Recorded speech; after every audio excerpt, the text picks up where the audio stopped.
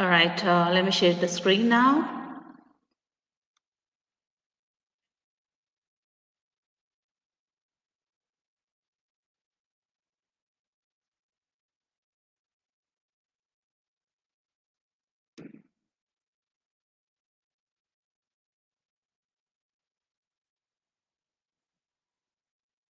Just give me a moment.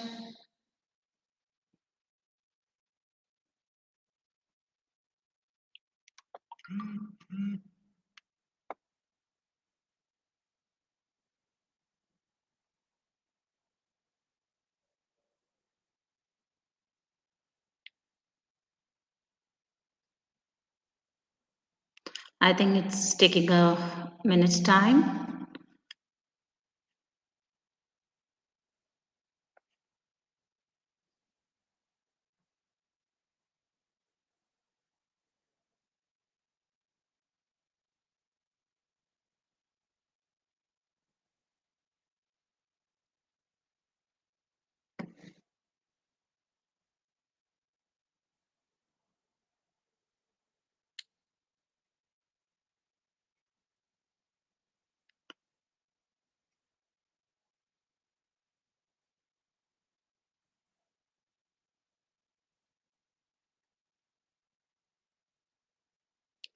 All right, good afternoon, everyone. So, the topic for today's discussion is common grammar and punctuation errors in writing. So, today we are going to be discussing on this topic and let us explore more about it. And let us go ahead. The today's features of discussion we're going to have, starting from communication skills, common mistakes in English, common grammatical errors in writing, and punctuation. We'll be highlighting on each of these variables one after the other. Let us start with communication skills. Let's understand first, basically, what is communication skills and how are we going to be tackling with this. Okay, as we all know that it's very important skills, and it does go with the four LSRW skills, which is what is in short called as. So let us discuss a bit about it, starting with reading. Okay, as you can see here, reading, writing, listening, and speaking. So when we talk about reading, okay, it's very important, it's very academic when we talk about reading, first of all, because unless you are reading something, okay, you're not able to really write anything well. So it's very important that you have to make your mind to read, okay. In fact, if you're really in academic, I would say that it's not just about the general kind of reading. You have to go deeper down the level. Okay, you have to become a voracious reader. Okay, so once you are a good reader, you'd be able to write well. So these two, skills go together, right? Reading and writing. So when we talk about writing, okay, what is writing? As we all know about writing has a very deep impact, okay, because when it comes to the assessment part, okay, it is your writing which is being assessed. So based on that, you get the grades, you get the achievements and all those things, right? So when it comes to writing, how intellectually productive you are, okay, when it comes to grasping the knowledge about certain things that you have dealt with, you have learned about, and you're going to be talking about that into your writing.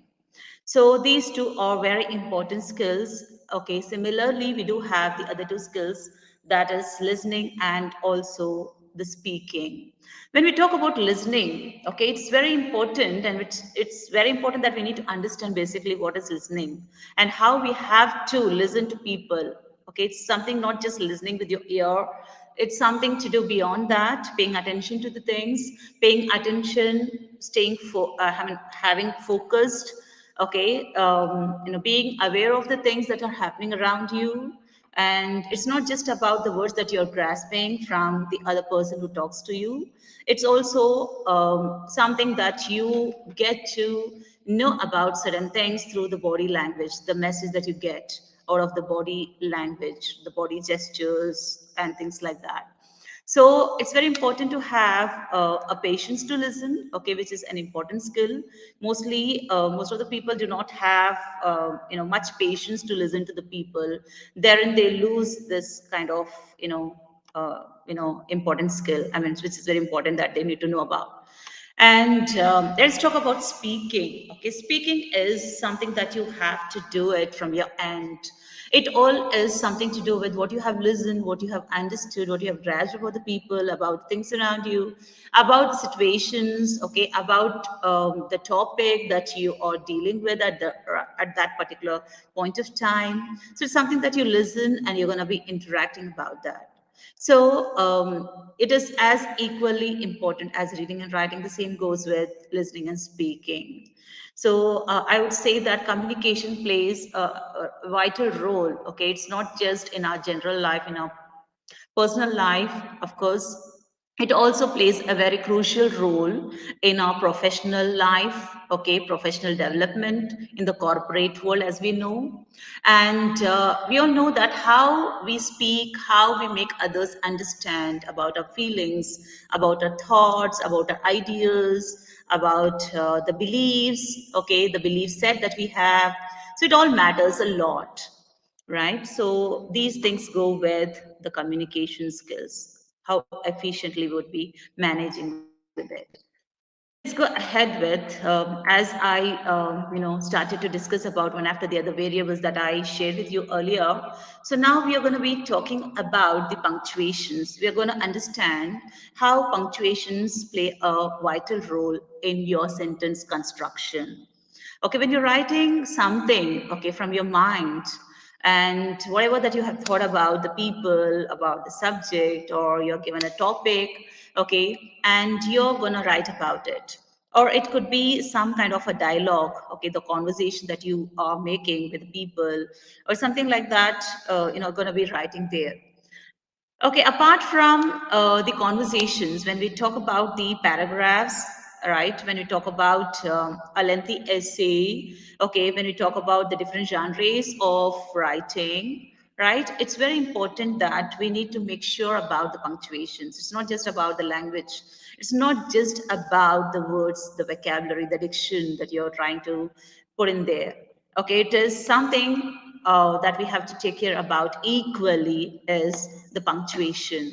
As we can see here, the examples, which is just in front of you, I don't judge people based on race, creed, color, or gender. As you can see here, okay, each of these, okay, that is given, I mean, they are split into differently, okay, with the help of the commas. So, what basically punctuation? Punctuation is nothing. Let me tell you that punctuation is starting with your capital letter. Okay, when you begin a new sentence, the first letter you have to make sure to write in capital. Okay, commas, full stop, right? Period. Otherwise, you can call it as. It can also be the colons, semicolons, question marks, exclamatory marks. So all these things go together for punctuations. And it's very important that we should understand how we are placing the punctuation rule in our writing. So as I already started with the given sentences here, the one which I started to talk about is I don't judge people based on race, creed, color, or gender. Look at the commas that are used here. And that makes us understand a bit more about the topic that is discussed here, right? Differently. So it has its own ideas, okay, to of course explicate.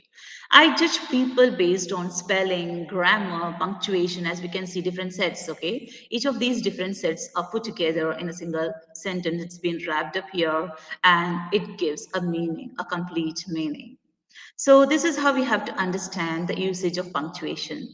Coming to the next is, this is what dreams are made of. See here how wrongly it is being used, right? It interprets differently. It gives the wrong connotations altogether. So coming to the next, you can only help someone as much as he lets you. He told his son. Okay, this is the conversation actually. So when you're putting the conversation or the dialogue, okay, you have to make sure to put the direct words of the speaker into the double inverted commas. And this double inverted commas, they are nothing but they are the punctuation. They comes under punctuation. So when we are trying to put the direct words of the speaker in the double inverted commas, after that, the person who said so and so, okay, he answered, he stated, okay, he retorted, whatsoever it is, right? So that particular idea has to be given apart from the sentence, right? So this is how you have to make sure to write the dialogue with the help of the double inverted commas. Coming to the next here, as you can find here, this is something that which is very much interesting, and also it gives a different connotations, which is very much which is popular, I can say. Okay, otherwise.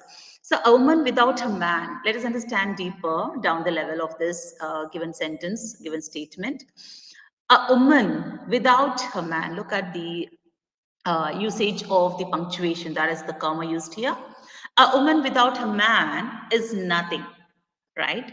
So we understand this very clearly. Without a woman, man is, I mean, a woman without her man, she is nothing. So that same sentence, okay, the same statement is put in a different way with the help of different usages of punctuations, as you can find, which gives a different meaning. So now let us see an example. A woman, okay, without her, man is nothing.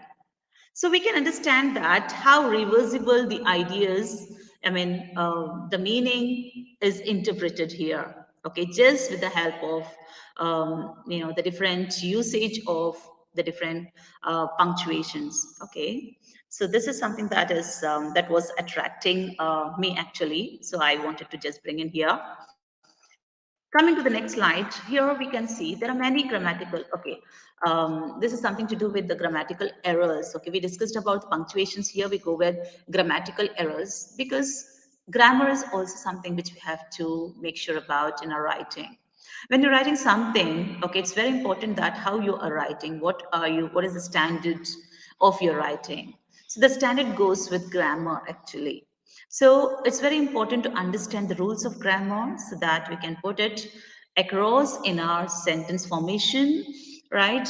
We make it, ungrammatically. I mean, we should make it grammatically correct. So ungrammatical errors need to be removed from the sentences. We should understand first what is that. Okay, what are the mistakes that we would commit intentionally or unintentionally. So as you can see here, I have taken few examples, okay, to make ourselves understand much better about it. So starting with run-on sentence or comma splice. Okay, what is incorrect and what is correct? Okay, which is given here. If you could really see it clearly, I have no idea about, but still I would like to read out. Incorrect sentences. Rachel is very smart. She began reading when she was 3 years old. See here, this particular sentence is incorrect. Okay, even it is a run-on sentence. So we need to identify, okay, what has made this particular sentence incorrect. So let us read the correct sentence. Rush is very smart. She began reading when she was 3 years old. Now it makes sense, right? So when we give a correct statement with the help of the right usage of the words, okay, placing the words, as you know that about the parts of speech that we use in the sentence construction, okay, we need to make sure that how the noun, pronoun, verb, adverbs, okay, and the other components of grammar is used. Okay, coming to the next is pronoun disagreement. Okay, let's understand what is incorrect and what is correct here. When we talk about pronoun, okay, pronoun is used instead of noun, as we know that. So here is a sentence, let me talk about that. Every boy must bring their own lunch, right? That makes some sense. Yes, it does. But again, we do, and I mean, we can spot out some mistake here. Okay, that is to do with disagreeing of the pronoun. Okay, that means to say that the verb is not agreeing with the pronoun, right? So let's see the correct one. Every boy must bring his own lunch. Every boy must bring his own lunch. So his is the pronoun which is used here, and it goes correctly with the sentence. So likewise, I have put here all of these. I just don't want to read everything here. I would like to just put the things forward to you so that you can just explore a bit about it. And I would just like to specify certain things. Okay, I'll just read out the subtopics. Mistakes in apostrophe usage, even in the apostrophe. Okay, we do have, I mean, we do commit mistakes. Okay, so it's very important that we should know how we are using the apostrophe. Because of just one particular error, the entire sentence the entire sentence goes wrong, right? So coming to the next is lack of subject and verb agreement. This is very important for us to understand. When a child starts to learn, okay, a particular language, say for that reason it's English, he should know how to construct the sentence, right? So when it appears to be that he's trying to learn a language, he should understand that he has to construct the sentence. It's very important that he should know what subject is and what predicate is, and under the part of predicate what all comes, right? So it is something to agreeing with the subject. Okay, whatever that he tries to write following to the subject, that should agree to the, subject. So subject should agree basically with verb. So I just would like to read out once. These recipes is good for beginning chefs. So this is incorrect actually, because the, basically it is singular and plural, which is not agreeing with the verb, right?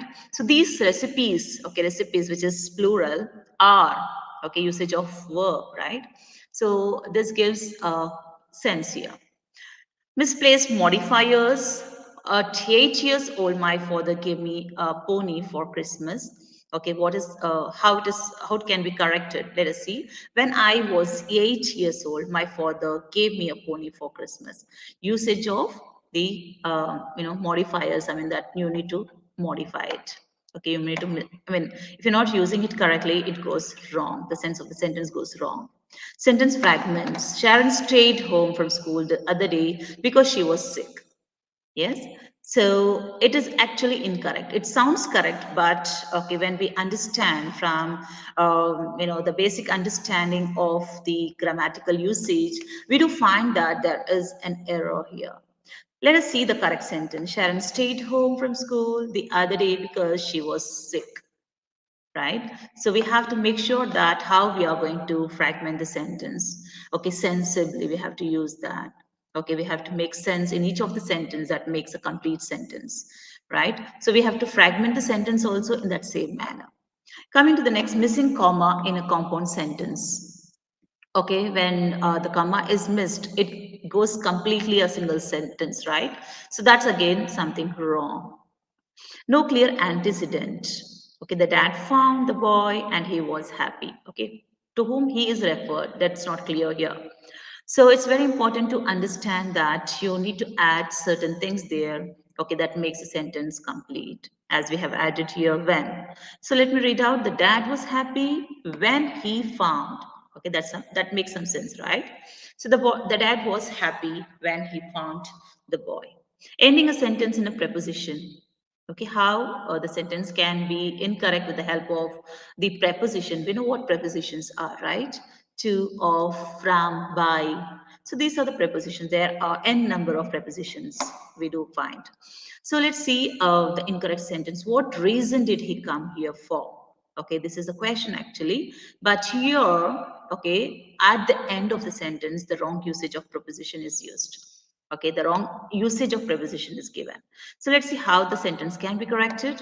For what reason did he come here?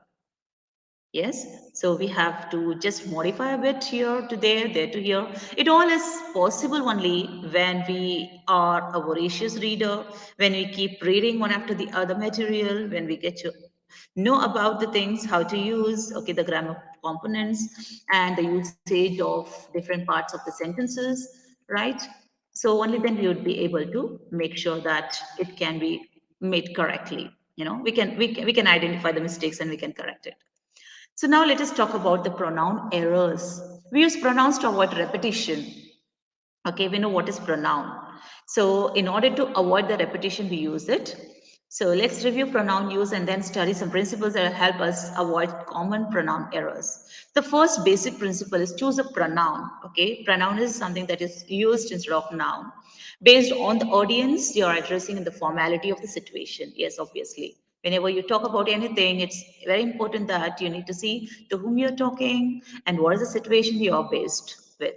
Sometimes writers want to express an idea about people in general. For example, the writer may want to share advice or state a fact. The formal way to do this is to use the pronoun one, which means person. See the example below. If one wants to achieve a dream, one must make a goal. See, instead of using the pronoun, okay, it is used one here. One is something that which is denoted to a person here. The example sentence above is correct for formal situations. However, sometimes using the pronoun one can be too formal. In informal situations, it may be better to use pronouns you. Okay, when we are discussing with friends, okay, you can always point out you, right? So if it is generally you're talking about, okay, you can say one because it is quite formal. So coming to the next is, however, it can be rude to use the pronoun you too often in sentence because it can seem like the writer is accusing or pointing a finger. As I already stated, when you're pointing somebody, you did this, you did that. Okay, when we say you, it sounds rude, right? But again, this is the way that you need to be expressing the things there based on the situation again. So that's something to do with that. The principle two is a pronoun must agree in number with the noun it replaces. Okay, it should agree in the number with the noun. So when using a pronoun, be sure it agrees in number with the noun it refers to. Look at the following sentence. Incorrect sentence, let's see. I hate it when a customer doesn't know what they want. Okay, what is the usage? What are the usages of? Can we find here? There are too many pronouns, right? It, they. Okay, so when it comes to it, I hate it. Okay, to what it is referred. Okay, when a customer doesn't know what they want, and we understand very clearly that they is referred to customer. Okay, but still this sentence is kind of arbitrary in the sense like we are getting confused about it. Okay, there is some kind of ambiguity here. Okay, that's the reason it is incorrect. In the sentence above, the noun customer is singular. However, the pronoun they used later in the sentence is plural. Let's look at the correction of the sentence. I hate it when customers don't know what they want, right? So doesn't, okay, which was given the earlier sentence that was making the sentence wrong actually. And coming to the correcting of sentence, we have to change that to don't because it's plural we have used here, customers. If it was singular, doesn't sounds well. That is what actually it is to go with, subject agreeing with the verb, basically. In the correct sentence, the writer changed the noun to be plural, which made it easier to express the idea and ensure that the noun and pronoun would agree in number. Ensure each pronoun matches the type of noun that it replaces. Okay, it has to match. Okay, matching is what is called agreeing, right? In the sense like one agrees with the other. Otherwise, it is like mismatching. Okay, which is being used wrongly.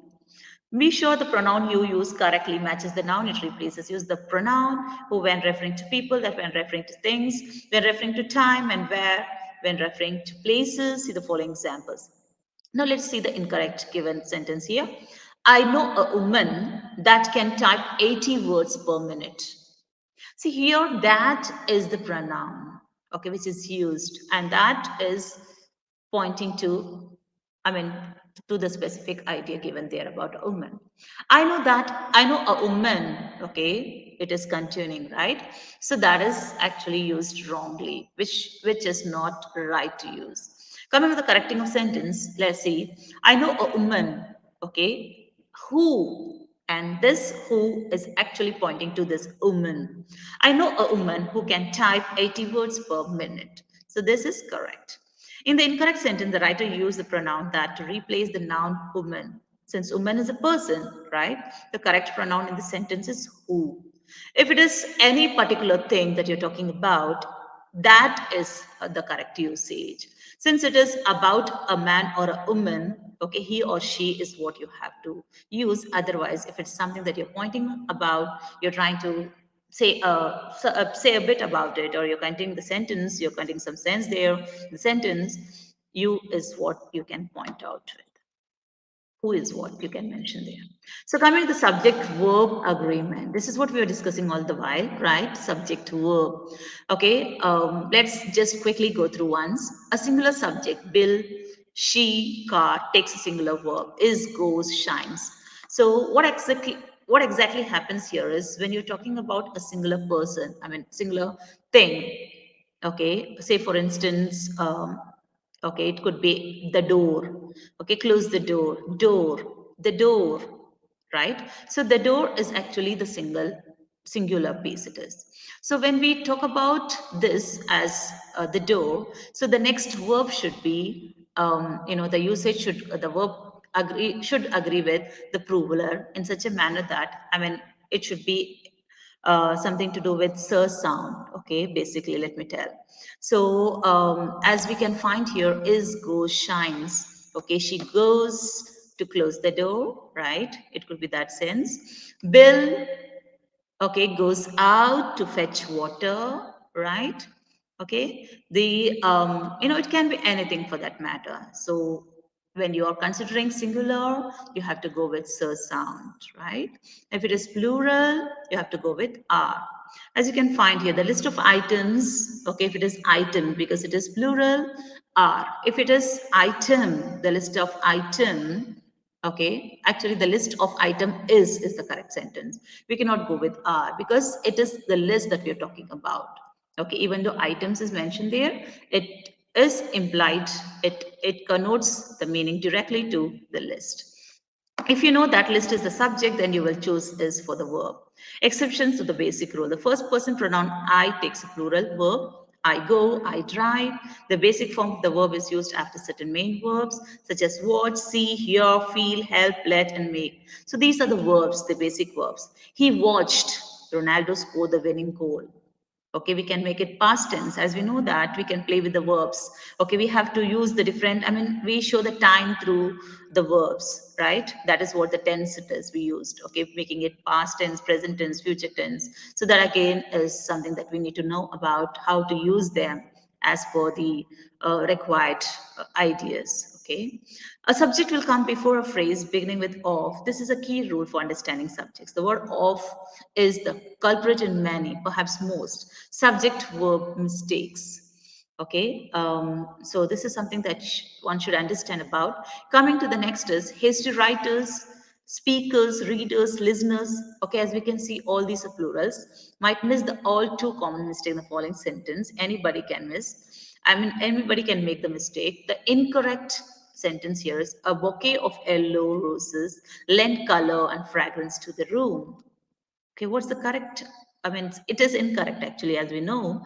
And how can we correct it? A bouquet of yellow roses, right? Lens.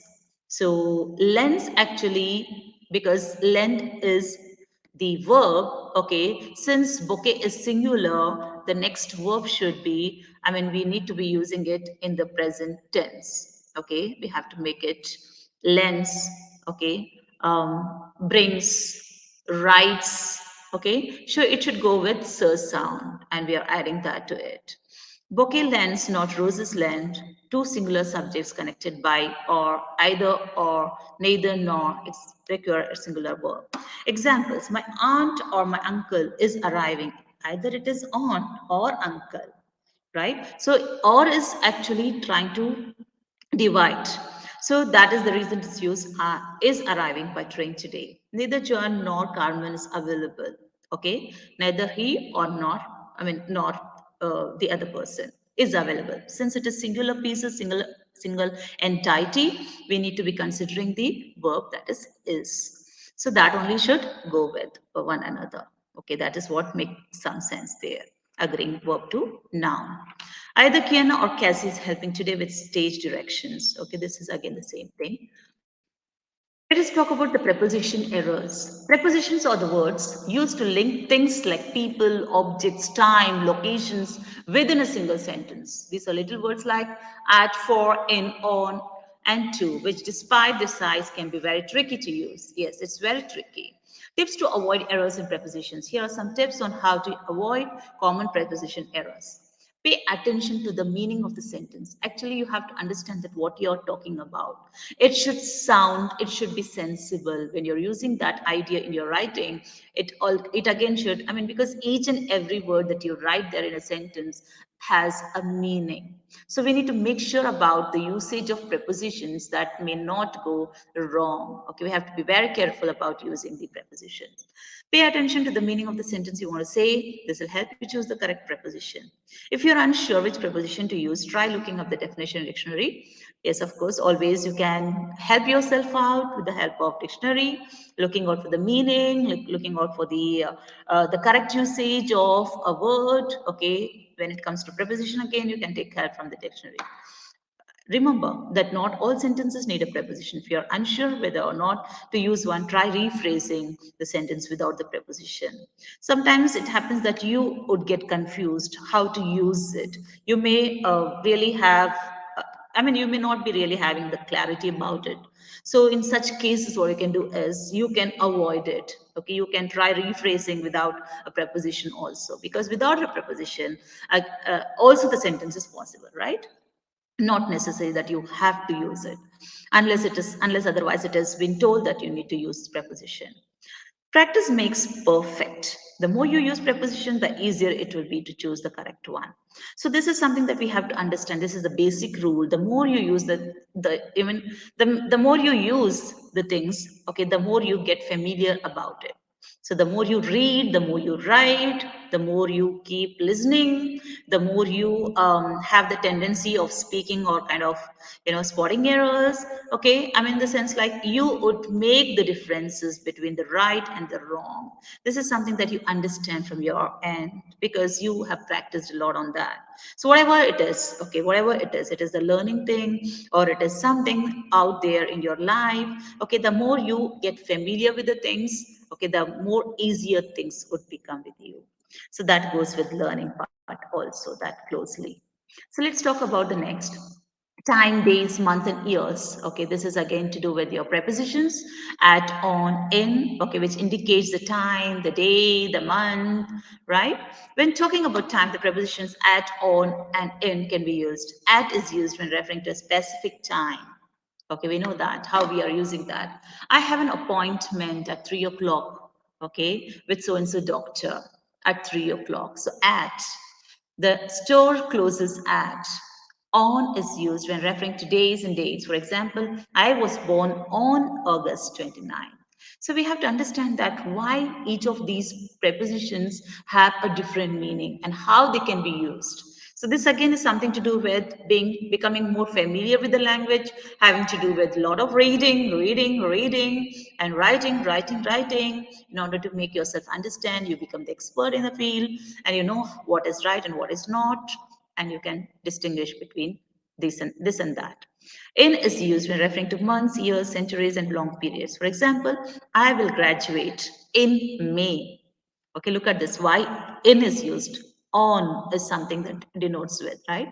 The first Olympics were held in Greece in ancient times. So each and every word that you use there has its own meaning. It needs to be used with purpose. Coming to the next. Okay, it's always best to check your writing for common punctuation mistakes so you don't inadvertently alienate those who will be reading your material. Extraneous apostrophes, right? So apostrophe usage is very important again, as we already discussed about the things. Okay, if you're not using the relevant apostrophe, okay, things will go wrong. The problem, people put apostrophes where they don't belong. Examples to avoid. It is all yours. Okay, we have seen that in the letters also. When people are drafting the letters, they are sending from one place to another. Okay, they do write yours. Okay, this, as you can see here, the apostrophe usage, which is given wrong. Okay, which gives a wrong sense actually, in the sense like it is incorrect, basically. How to avoid? In these cases, you want a plural form of the word. So just add an S, add an apostrophe if you need the possessive form. Okay, because when you're adding, it becomes possessive. That is my wife's car. Okay, this is my daughter's mobile, right? I could say like that. So apostrophe is used for the possessive form. Apostrophes are also used for contractions such as shouldn't for should not. Okay, contracting two words. Okay, especially with does not, do not, should not, shouldn't. I mean, we just contract. Okay, we just we actually omit o there. Okay, instead of putting the complete not, we cut short, right? Shouldn't. Unnecessary quotation marks. The problem, the use of single or double quotation marks when nothing is being quoted. Example to avoid. We offer the best price in town. Okay, quotation marks that you're using, how you're using the quotation marks. So it's very important to understand, as I already discussed, that okay, each and every particular usage of signs, okay, the punctuation marks, it has its own meaning. It needs to be used accordingly because it does make sense. How to avoid? If you're not quoting something, don't use single or double quotation marks. You don't have to. Nobody's forcing you to use, right? If you want to emphasize a specific part of your message, okay, usually we do that on WhatsApp messages also when we want to tell something, when we want to emphasize on certain things. Okay, we do use the bold, letters. We bold the letters there, right? Or we italicized it, right? The font size, all these things we do make in order to emphasize on certain part of the sentence, certain part of the idea. Okay, that does make some sense.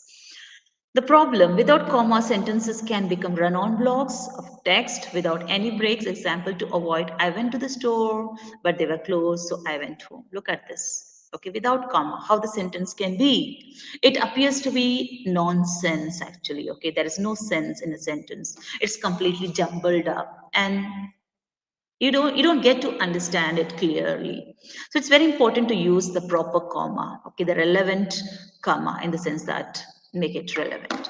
How to avoid? Speak the sentence aloud and take note of any breaks in your speech. Insert commas when you pause or when you change gas within a sentence. See, it's something like I always advise my students, whenever we speak, we want to practice. Okay, it's something that you do it for yourself. Okay, it's not something that you do it for the sake of something. Okay, it's something always for your own development, for your own personal improvement, or whatsoever that you call. And it's something, you don't have to always depend on others. You can try practicing on yourself, in the sense like you can talk to yourself. And when you're talking to yourself, okay, you would get familiar with what you are trying to say to people and how the mistakes you have committed there in a particular sentence. So you yourself can spot the mistakes, because when you talk to yourself, when we notice, when you start noticing the sentence that you are talking about, okay, there would be certain mistakes that you're committing. Okay, either it could be grammatical mistakes, or it could be punctuation mistakes, or the sentence you have not put it correctly, right? Usage of subject or predicate here to there somewhere, which is not correct. You yourself can make sure what went wrong actually, and you can try to do that, I mean modify that, in order to make it a correct one. So this is something that you can do it from your end, which nobody should actually, help you out with. Coming to the next, the problem, without commas, sentences can become run-on blocks of text without any breaks. Example to avoid, I went to the store, but they were closed, so I went home. Right? Just like small children, they talk the things, they just speak continuously and they don't give any pause in between. So that doesn't make any sense at all. Okay, sometimes we feel like, what was it talking about? So this kind of idea we would get because the usage of the punctuations are not given there. Okay, especially when it comes to writing, it reflects. Okay, it reflects the ideas, it reflects the meaning. Okay, it all is something to do with the interpretations also. How to avoid? Speak the sentence aloud and take note of any breaks in your speech. Insert commas when you pause or when you change gas within a sentence. Too many commas also is not really good, right? The problem, just the opposite of missing commas. It's possible to include an excessive amount of commas in one sentence. You can use, nobody's stopping you from the usage, from using the commas, as many as you want. But why not you try to put different sentences instead of putting too many commas in a single sentence, jumbling up all of those, right? So it's always better to go with, you can consider simple sentences. Okay, sometimes you can put in the compound sentence. You can also use complex sentences using different commas. I mean, at two times also, or even three times. That's not an issue at all. But make sure to write it correctly so that it sounds sensible and it is giving some clarity. How to avoid? While there's no set rule for how many commas constitutes too many, your eyes are the best judge of overuse. If you think you have too many in a single sentence, consider replacing a comma with a period. Okay, this is what I said. You split the sentence. Okay, put a full stop, put a period there, and then again you begin a new sentence. Maybe you are trying to connect the thing there. You can write about it. You can continue writing about the same subject in the other succeeding sentences. You can do that always, but make sure that you put the sense correctly in a single sentence. Okay, instead of using different, I mean, too many commas in a single sentence. So it's always better to do that way. Too many exclamation points in a body of work overwhelms the reader and devalues each individual exclamation point. Our products are the best. Look at this. When you use the exclamatory mark, okay, exclamatory marks are always used for the purpose of showing your excitement. It could be the excitement, your joy, okay, your anger, okay, your feelings, your emotions. Actually, this is what is reflected in the sentence. Okay, when you're happy about certain things, when you're excited, okay, for such kind of a sentence at the end, you have to use the exclamatory mark. That gives some sense, right? They really work. Get yours today, right? So when you speak also, okay, you speak in such a manner that you're trying to emphasize on certain things there. So that gives some sense here, okay, when you're using the exclamation mark. Be tasteful with your exclamation points. Save them only for the big points and for the ends of the paragraphs, leaving the reader on a high note. So it always should be used at the end of the sentences. It's versus here something we have to understand it very carefully. Okay, there is always a difference between it's and its. Okay, usage of apostrophe at the beginning, like when you use it's versus its, okay, it gives a different meaning. Let's see how it is possible.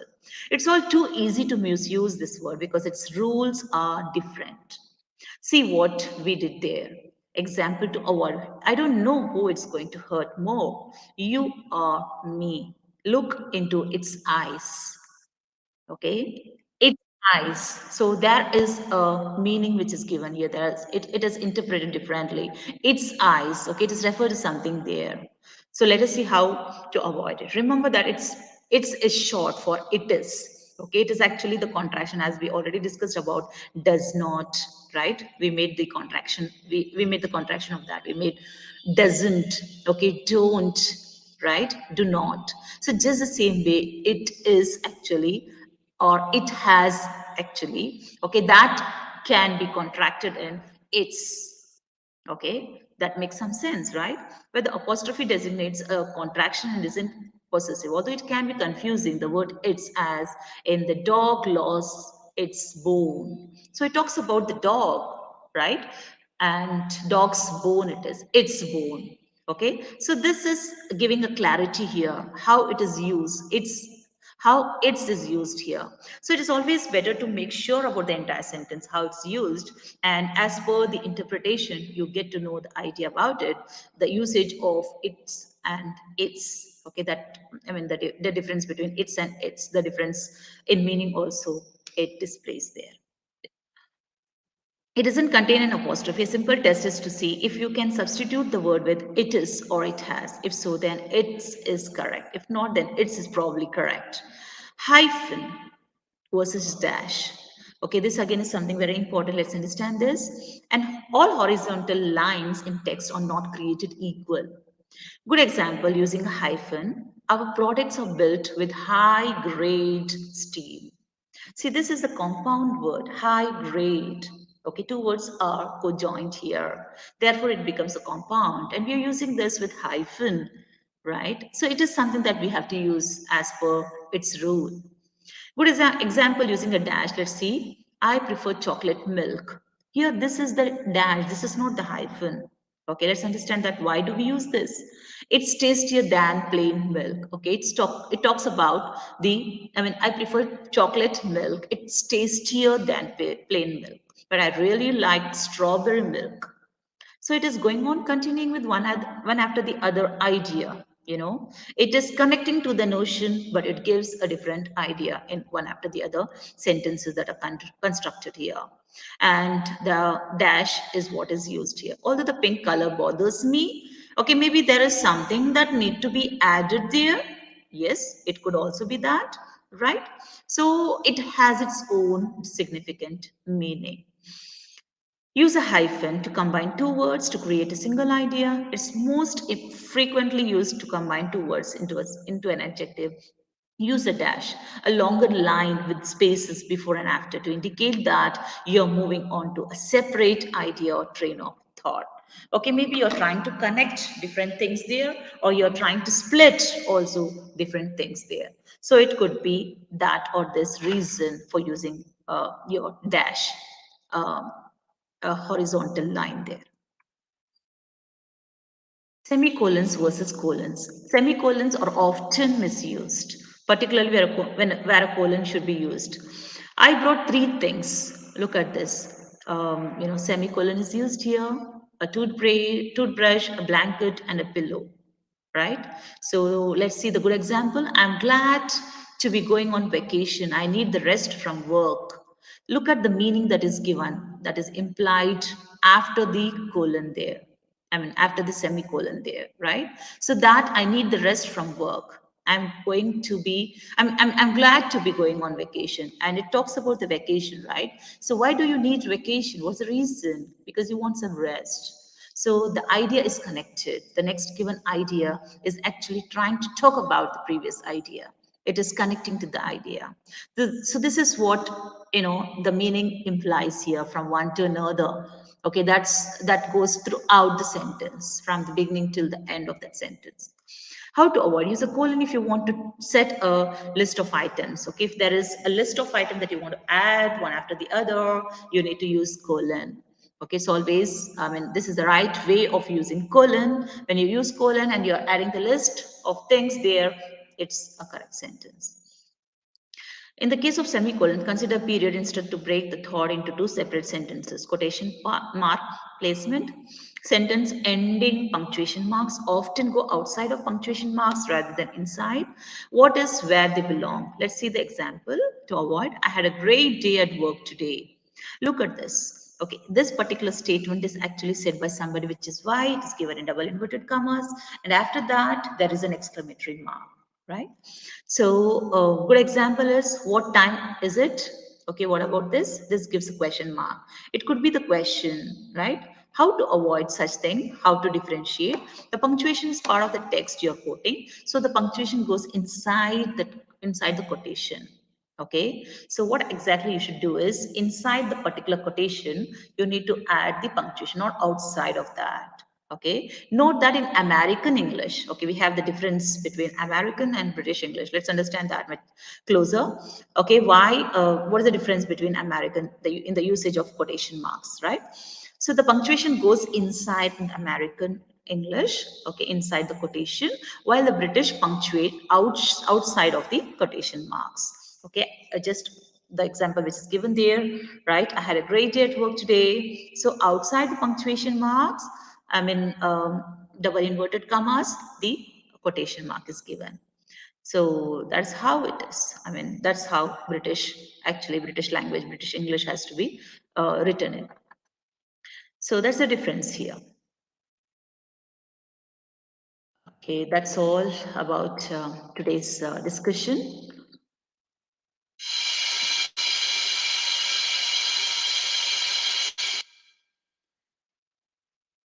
Okay, I hope things are clear from from your side. So I just end my discussion now. Thank you.